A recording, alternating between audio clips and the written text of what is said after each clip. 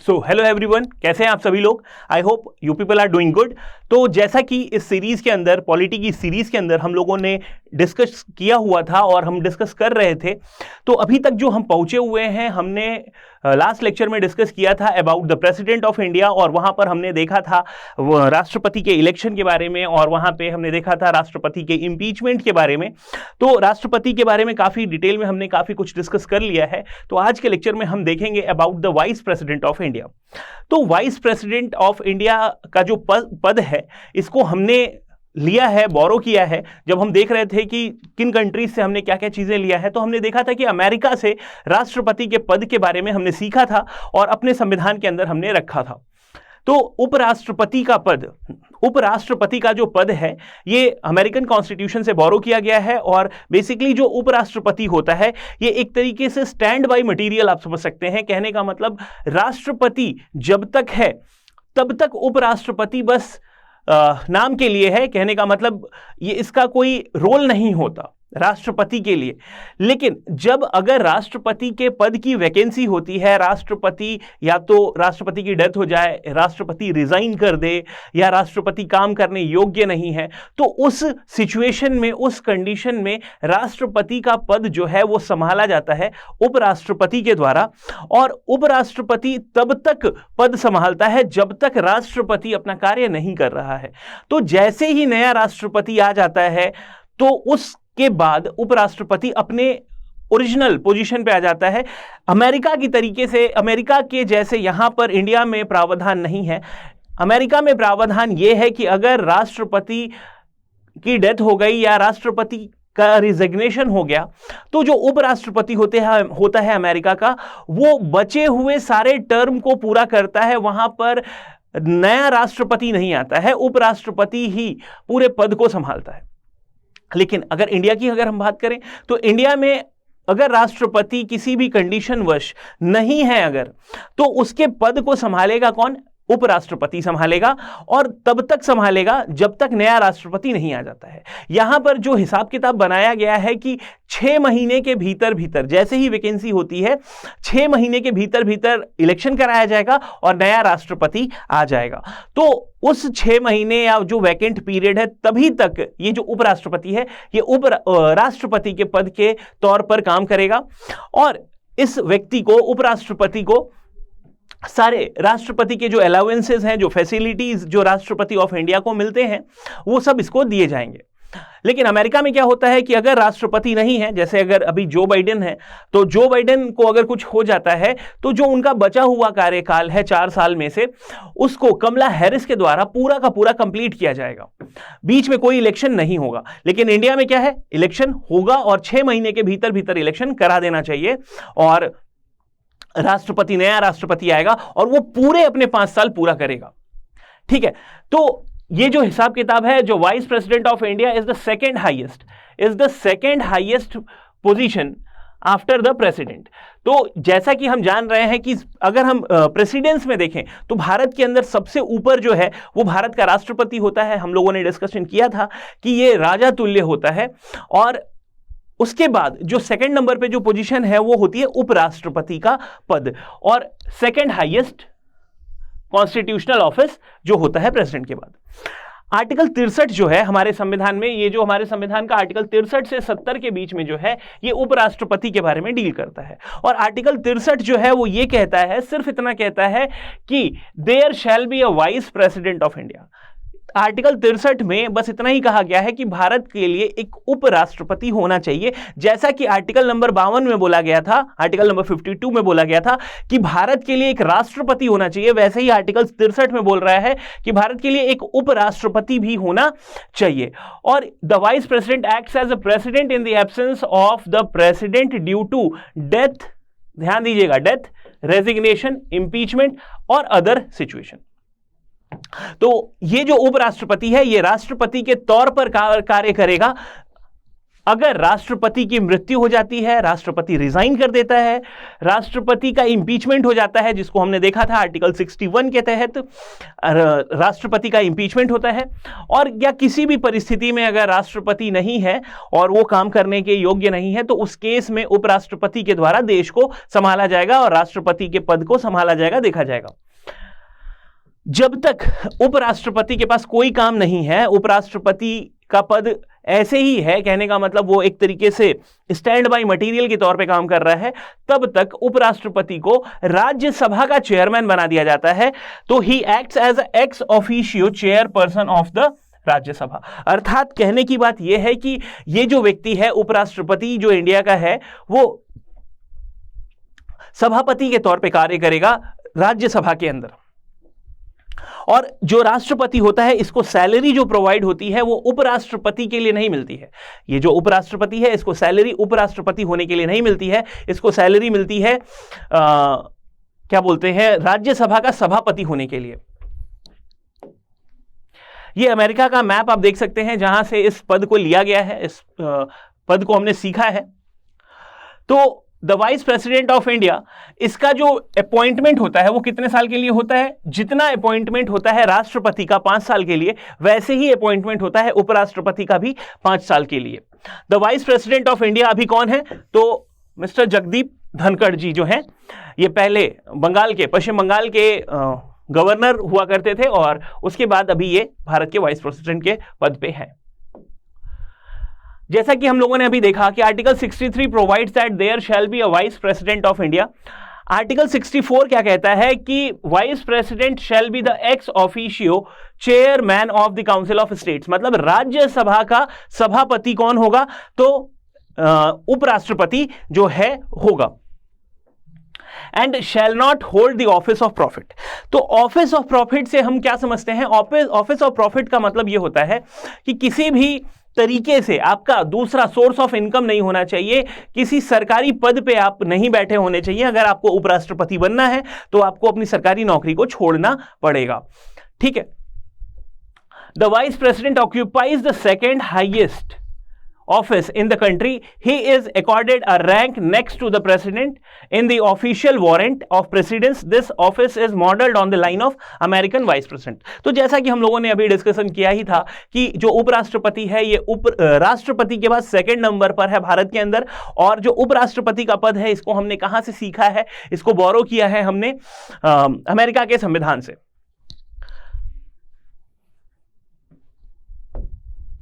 The vice president is elected by the electoral college. तो जैसा कि हम लोगों ने डिस्कशन किया था राष्ट्रपति के लिए कि राष्ट्रपति का इलेक्शन होगा, ये बताया गया था आर्टिकल नंबर 54 में, और राष्ट्रपति का इलेक्शन किस तरीके से होगा वो बताया गया था आर्टिकल नंबर 55 में। सेम उसी तरीके से यहां पर भी हिसाब किताब है कि उपराष्ट्रपति का भी इलेक्शन होगा। और जैसा कि राष्ट्रपति के पद के इलेक्शन के लिए इलेक्टोरल कॉलेज का हिसाब किताब था, यहां पर भी इलेक्टोरल कॉलेज का कॉन्सेप्ट है। वहां पे इलेक्टोरल कॉलेज के अंदर कौन कौन आता था? तो राज्यसभा के सारे मेंबर्स, लोकसभा के सारे मेंबर्स और भारत के 28 राज्यों के विधानसभाओं के इलेक्टेड मेंबर्स, और क्या बोलते हैं जो दिल्ली और पौंडीचेरी के विधानसभा के इलेक्टेड मेंबर्स। तो ध्यान देने वाली क्या बात है? इलेक्टोरल कॉलेज के अंदर सारे इलेक्टेड मेंबर्स आएंगे, कोई भी नॉमिनेटेड मेंबर नहीं आएगा। यहां पर ध्यान देने वाली बात यह है कि पहली चीज कि यहां पर विधानसभा के किसी भी राज्य के विधानसभा के और दिल्ली और पौंडीचेरी के विधानसभा के मेंबर्स यहां पे नहीं होते हैं। यहां पे सिर्फ मेंबर ऑफ पार्लियामेंट्स होते हैं, और मेंबर ऑफ पार्लियामेंट्स मतलब राज्यसभा के सारे मेंबर्स, नोट करिएगा, राज्यसभा के सारे मेंबर्स और लोकसभा के सारे मेंबर्स, अर्थात elected as well as nominated सारे मेंबर्स जो हैं इसके इलेक्टोरल कॉलेज के अंदर होते हैं। मेंबर ऑफ पार्लियामेंट्स ओनली, कि स्टेट का विधानसभा का कोई भी मेंबर यहां इलेक्शन में नहीं आता है। तो उपराष्ट्रपति के इलेक्टोरल कॉलेज में कौन होता है? तो all member of parliament, all member of parliament जो होते हैं वो होते हैं। He holds the office for 5 years of age, मतलब 5 years, 5 साल के लिए ये अपने पद को संभालता है, और आर्टिकल 67 में इसका प्रावधान दिया गया है। और ये अपने पद पर तब तक काबिज रहेगा जब तक नया उपराष्ट्रपति इसके ऑफिस में एंटर नहीं करता है। कहने का मतलब ये पद ऐसे होते हैं, ये पद कभी खाली नहीं रह सकते हैं। जब तक सक्सेसर नहीं आएगा तब तक यह पद खाली नहीं होगा। ऐसे 6 महीने पहले ही इलेक्शन करा लिया जाता है, तो कभी भी ऐसी दिक्कत नहीं आती है, लेकिन फिर भी 5 साल तक ये रहेगा और जब तक सक्सेसर नहीं आ जाएगा तब भी रहेगा ये, ठीक है। The vice president may be removed by the resolution of the Council of States by a majority and agreed to by the Lok Sabha.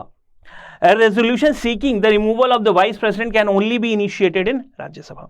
तो जैसा कि हम लोगों ने अभी डिस्कशन किया आर्टिकल 64 में कि जो उपराष्ट्रपति होता है ये सभापति होता है राज्यसभा का। फिर से बोल रहा हूं कि ये जो वाइस प्रेसिडेंट है ये सभापति होता है राज्यसभा का। तो इसके रिमूवल का जो हिसाब किताब है वो सिर्फ और सिर्फ इनिशिएट होता है राज्यसभा के भीतर, ना कि लोकसभा के भीतर। जैसे प्रेसिडेंट की अगर रिमूवल की हम बात किए थे तो वहां पे हमने डिस्कशन किया था कि वो इनिशिएट हो सकता है Rajya Sabha as well as Lok Sabha, कहीं से भी वो इनिशिएट हो सकता है। लेकिन अगर उपराष्ट्रपति की बात करें तो उपराष्ट्रपति के रिमूवल का जो हिसाब किताब है वो सिर्फ और सिर्फ इनिशिएट हो सकता है राज्यसभा से, लोकसभा से नहीं होगा। और राज्यसभा से इनिशिएट होगा तो यहां पर आप देख सकते हैं कि मेजॉरिटी चाहिए, और कहने का मतलब लोकसभा जो होती है वो सिर्फ सिंपल मेजॉरिटी से अगर पास कर देगी तो जो उपराष्ट्रपति है ये इंपीच हो जाएगा या फिर हट जाएगा। अगर आपको उपराष्ट्रपति बनना है तो क्वालिफिकेशन का जो हिसाब किताब है वो आर्टिकल नंबर 66 में दिया हुआ है, और यहां पर यह बताया गया है कि अगर आपको उपराष्ट्रपति बनना है तो आपको सिटीजन ऑफ इंडिया होना चाहिए। तो सिटीजन ऑफ इंडिया जो होगा वही जो है आप उपराष्ट्रपति बन सकता है। राष्ट्रपति के लिए भी यही था, आर्टिकल 58 में हमने देखा था कि जो भारत का नागरिक है वही सिर्फ राष्ट्रपति बन सकता है। वही चीज यहां पर भी है। राष्ट्रपति के भी केस में हमने देखा था कि उम्र जो होती है वो 35 साल होनी चाहिए। 35 साल से नीचे का बंदा राष्ट्रपति नहीं बन सकता है। Same the case is with the उपराष्ट्रपति, और उपराष्ट्रपति जो है ये भी 35 साल का ही व्यक्ति होना चाहिए या इससे ऊपर का एज का होना चाहिए, उससे कम एज का नहीं बन सकता है। वहां पर हमने देखा था कि जो राष्ट्रपति का पद है, अगर आपको राष्ट्रपति के पद पे काबिज होना है तो आपका क्वालिफिकेशन ऐसा होना चाहिए कि आप लोकसभा के मेंबर बन सकें। यहां पर जो ध्यान देने वाली बात यह है कि यहां पर आपको सारी क्वालिटीज रखनी है कि आप राज्यसभा के मेंबर बन सकें। तो इस चीज को ध्यान रखिएगा, वहां पे राष्ट्रपति के लिए लोकसभा के लिए मेंबर बनना चाहिए और यहां पर राज्यसभा, क्योंकि आपको पता ही है कि आर्टिकल 64 के तहत क्या है कि ये जो व्यक्ति है उपराष्ट्रपति ये क्या बनेगा, सभापति बनेगा राज्यसभा का। तो राज्यसभा की मेंबरशिप होल्ड करने के लिए इसके पास क्वालिफिकेशन होनी चाहिए, और कोई भी ऑफिस ऑफ प्रॉफिट जो है वो नहीं होल्ड करना चाहिए। तो कोई भी ऑफिस ऑफ प्रॉफिट जो है होल्ड नहीं करना चाहिए। अगर आपको राष्ट्रपति या उपराष्ट्रपति बनना है तो आपको अपनी सरकारी नौकरी को छोड़ना पड़ेगा। जैसा कि हम लोगों ने डिस्कशन किया था कि राष्ट्रपति के लिए जब इलेक्शन होता है तो 50 प्रेसीडर्स एंड सेकेंडर्स होने चाहिए। कहने का मतलब सबसे पहले 50 लोग उस सदन के अंदर ये तय करने चाहिए कि हाँ जी ये जो व्यक्ति है नॉमिनेट हुआ है राष्ट्रपति बनने के लिए, उसको 50 लोग सपोर्ट करने चाहिए कि हाँ ये राष्ट्रपति बन सकता है, और उन लोगों को 50 लोग और सपोर्ट करेंगे कि हाँ ये राष्ट्रपति बनने लायक कैपेबिलिटी रखता है बंदा, तो ये राष्ट्रपति पद के लिए उम्मीदवार बन सकता है या खड़ा हो सकता है। सेम वे अगर आपको उपराष्ट्रपति बनना है तो आपके लिए जो प्रेसीडर और सेकेंडर होने चाहिए वो 20 होने चाहिए, 20 प्रेसीडर्स और फिर 20 सेकेंडर्स होने चाहिए, जो कि आपके सहमति या फिर आपके फेवर में खड़े हों कि हां आप जो है उपराष्ट्रपति बन सकते हैं। फिर उसके बाद अगर हम ओथ की बात करें तो आर्टिकल 69 जो है वो कहता है the vice president is administered by the president और some person appointed in that behalf of him. तो जैसा कि हम लोगों ने डिस्कशन किया था कि आर्टिकल 60 में ये बोला गया था कि जो राष्ट्रपति है उसका शपथ होगा, उसकी शपथ दिलवाएगा कौन, तो जो सुप्रीम कोर्ट का जो जज होता है वो राष्ट्रपति को शपथ दिलाता है। उसी तरीके से जो वाइस प्रेसिडेंट है, वाइस प्रेसिडेंट को शपथ कौन दिलाता है? तो वाइस प्रेसिडेंट को शपथ दिलाया जाता है राष्ट्रपति के द्वारा, या फिर राष्ट्रपति अगर किसी और को अपॉइंट करता है कि भाई साहब आप उपराष्ट्रपति को शपथ दिला दीजिए, तो वो व्यक्ति जो है वो उपराष्ट्रपति को शपथ दिलाएगा। वैसे उपराष्ट्रपति को शपथ दिलाने का जो कार्य है वो राष्ट्रपति का है, और ये मेंशन किया गया है आर्टिकल नंबर 69 में। और आर्टिकल नंबर 60 में क्या मेंशन किया गया है कि राष्ट्रपति को जो शपथ होगा वो ग्रहण कराया जाएगा जो चीफ जस्टिस ऑफ इंडिया है, जो सुप्रीम कोर्ट का जो चीफ जस्टिस है उसके द्वारा उसको क्या बोल सकते हैं, शपथ दिलाई जाएगी। Vice president gets the salary for being the chairman of the Rajya Sabha and not for being the vice president of India. तो ऑलरेडी हमने अभी थोड़ी देर पहले डिस्कशन किया था कि जो उपराष्ट्रपति है, इसको उपराष्ट्रपति होने के लिए सैलरी नहीं प्रोवाइड की जाती है। इसको जो सैलरी मिलती है वो सैलरी इसलिए मिलती है क्योंकि वो क्या बोल सकते हैं, राज्यसभा का सभापति के तौर पर कार्य कर रहा है, तो उस चीज के लिए उसको सैलरी और एनमोमुलेंट्स दिए जा रहे हैं। अगर उपराष्ट्रपति को रिजाइन करना है, अगर उपराष्ट्रपति को रिजाइन करना है, उसको अपना पद अच्छा नहीं लग रहा है, तो वो रिजाइन कर सकता है। और रिजाइन करने के लिए रेजिग्नेशन लेटर जो है वो किसको देगा? तो वो जो है रेजिग्नेशन लेटर देगा राष्ट्रपति को। तो इस चीज को बिल्कुल ध्यान रखिएगा कि राष्ट्रपति को ये अपना रेजिग्नेशन लेटर देगा, तभी रिजाइन कर सकता है।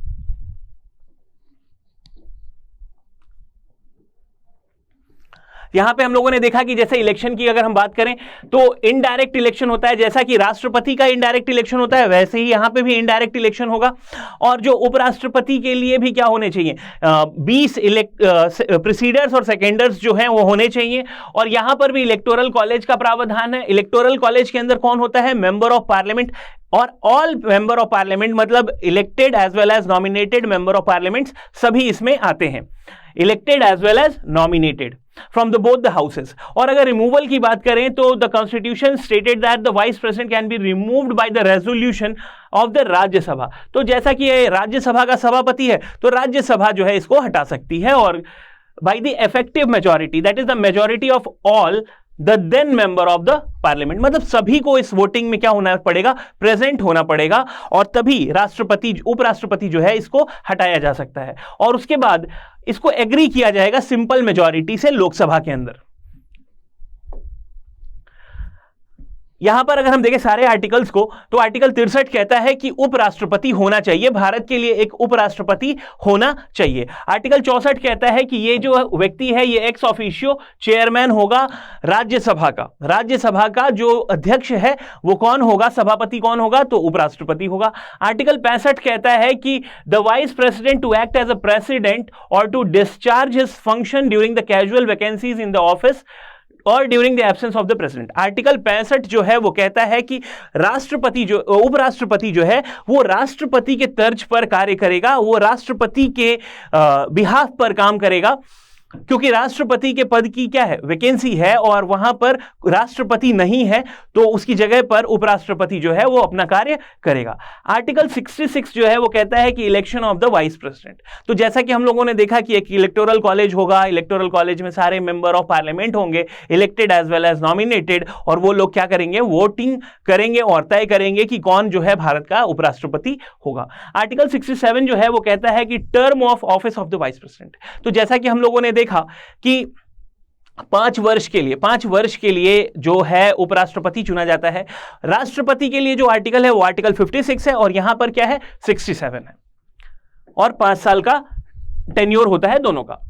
अगर हम आर्टिकल 68 की बात करें, the time of holding the election to fill the vacancy of the office of vice president and the term of office of person elected to fill the casual vacancy। यहां पर यह बोल रहा है कि कितने समय के अंदर, तो 6 महीने के भीतर नया राष्ट्रपति जो है वो आ जाना चाहिए। तो the time of holding the election to fill the vacancy of the office of the vice president and the term of office of a person elected to fill the casual vacancy. कहने का मतलब अगर उपराष्ट्रपति नहीं है, उपराष्ट्रपति अपना कार्य नहीं कर पा रहा है और उसने रिजाइन दे दिया है या उसकी डेथ हो गई है या किसी भी कारणवश अगर उपराष्ट्रपति नहीं है, तो उपराष्ट्रपति पद के लिए इलेक्शन कितने टाइम में होगा और नया उपराष्ट्रपति किस तरीके से आएगा, यहां पे बात की गई है। तो जैसा कि आर्टिकल नंबर 62 में बात की गई थी राष्ट्रपति के लिए कि अगर राष्ट्रपति नहीं है तो राष्ट्रपति के लिए 6 महीने के भीतर भीतर इलेक्शन का प्रावधान कराया जाएगा और किस तरीके से उसकी वैकेंसी को फिल कराया जाएगा। सेम उसी तरीके से आर्टिकल 68 के अंदर भी यही बताया जा रहा है कि अगर उपराष्ट्रपति नहीं है तो कितने टाइम में उपराष्ट्रपति जो है अपने नया उपराष्ट्रपति का चुनाव किया जाएगा, किस तरीके से उसकी वैकेंसी को फिल किया जाएगा। आर्टिकल 69 हम लोगों ने देखा कि किस शपथ ग्रहण का जो हिसाब किताब है और राष्ट्रपति के द्वारा उपराष्ट्रपति को शपथ दिलाया जाता है कि वो अपने कार्य की सत्यनिष्ठा और ईमानदारी पूर्वक अपना कार्य करेगा। तो जो oath of the vice president का हिसाब किताब है वो कहां दिया है, आर्टिकल 69 में, और ओथ ऑफ द प्रेसिडेंट का हिसाब किताब कहां दिया है, तो आर्टिकल नंबर 60 में। तो बिल्कुल इस चीज को ध्यान रखिएगा।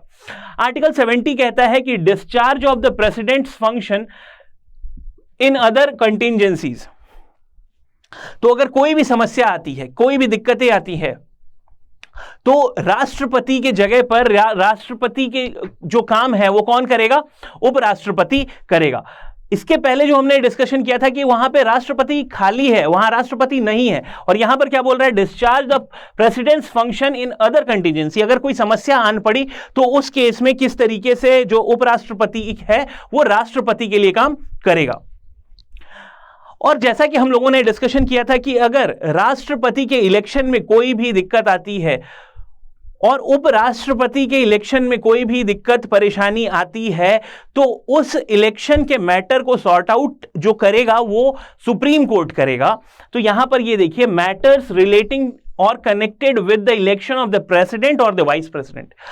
हम लोग जैसा कि जानते हैं कि जो इलेक्शन कंडक्ट कराया जाता है राष्ट्रपति और उपराष्ट्रपति का, वो करवाया जाता है इलेक्शन कमीशन के द्वारा, और इलेक्शन कमीशन ही पूरे इलेक्शन को कंडक्ट कराती है। लेकिन अगर कुछ मिस हैपनिंग होती है, कोई प्रॉब्लम आती है या इलेक्शन अनफेयर है, तो अगर ऐसे कोई एलिगेशंस लगते हैं तो उस केस में जो जांच होगी वो सुप्रीम कोर्ट के द्वारा किया जाता है और जो फाइनल डिसीजन होगा वो सुप्रीम कोर्ट का होगा। और ये आर्टिकल नंबर 71 में मेंशन्ड है और ये बताया गया है। अगर हम बात करें कि हमारे कौन कौन से उपराष्ट्रपति रहे हैं, तो सबसे पहले जो उपराष्ट्रपति थे वो है सर्वपल्ली राधाकृष्णन जी, जिनका कार्यकाल क्या था, 1952 से लेकर के 1962, और 10 साल तक ये रहे। फिर उसके बाद सेकंड नंबर पे कौन आए, तो डॉक्टर जाकिर हुसैन, और डॉक्टर जाकिर हुसैन का जो टेन्योर था 1962 से लेकर के 1967। थर्ड नंबर पे कौन आते हैं, तो वीवी गिरी जी आते हैं और 1967 से लेकर के 1969 तक ये रहेंगे। फिर गोपाल स्वरूप पाठक जी, ये 1969 से लेकर के 1974, और उसके बाद जो आते हैं वो है बीडी जट्टी, और ये 1974 से 1979। उसके बाद नेक्स्ट जो नंबर है वो है मोहम्मद हिदायतुल्लाह, ये चीफ जस्टिस ऑफ इंडिया थे, और ये 1979 से लेकर के 1984 तक ये उपराष्ट्रपति के पद को संभाला इन्होंने। अगला जो है आर वेंकट रमन जी, ये 1984 से लेकर के 1984 से लेकर के 1987। याद रखिएगा 1984 का जो टाइम है, इसी समय राकेश शर्मा ये चांद पर गए हुए थे, पहले भारतीय। फिर उसके बाद शंकर दयाल शर्मा, इनका जो टेन्योर रहा है 1987 से लेकर के 1992, तो 1987 से 1992। फिर के आर नारायणन, आगे चल के ये राष्ट्रपति भी बनेंगे, तो के आर नारायणन जी जो है इनका जो टेन्योर है ये 1992 से लेकर के 1997। फिर उसके बाद कृष्ण कुमार जो है ये 1997 से लेकर के 2002 तक। फिर उसके बाद भैरव सिंह शेखावत, इनका जो टेन्योर रहा है 2002 से लेकर के 2007। फिर मोहम्मद हामिद अंसारी, और ये 10 साल तक उपराष्ट्रपति, 2 उपराष्ट्रपति का टेन्योर पूरा करने वाले मोहम्मद हामिद अंसारी 2007 से 2017। उसके बाद है वेंकैया नायडू, 2017 से लेकर के 2022 तक वेंकैया नायडू जी जो है ये उपराष्ट्रपति थे जस्ट पहले। और अभी जो उपराष्ट्रपति हैं वो हैं जगदीप धनखड़ जी, जो कि 2022 में अपने पद पे काबिज हुए और अभी भी हमारे उपराष्ट्रपति पद पे यही हैं। तो आई होप आपको ये चीजें समझ में आई होंगी, उपराष्ट्रपति का हिसाब किताब। So thanks for watching the video. जय हिंद। अब करंट अफेयर्स की तैयारी होगी और भी आसान, क्योंकि जितने भी विद्यार्थी हो, चाहे आप किसी भी कोचिंग से क्यों ना हो, आप बिल्कुल निःशुल्क हमारे संस्था पर आकर पढ़ सकते हैं ऑफलाइन, बिल्कुल फ्री। समय होगा शाम को 5 बजे माह के प्रत्येक दूसरे शनिवार को, और जगह होगा competition community, Mangala Chowk, Bilaspur. Thank you. अगर आप चाहते हैं अपने कैरियर को एक नई दिशा देना और सुनहरे भविष्य को साकार करना, तो जुड़िए कंपटीशन कम्युनिटी के साथ। आज ही हमारे वेबसाइट के कैरियर पेज पर विजिट करें अथवा डिस्क्रिप्शन बॉक्स पर दिए गए लिंक पर क्लिक करें। हमेशा आपके साथ टीम कोको।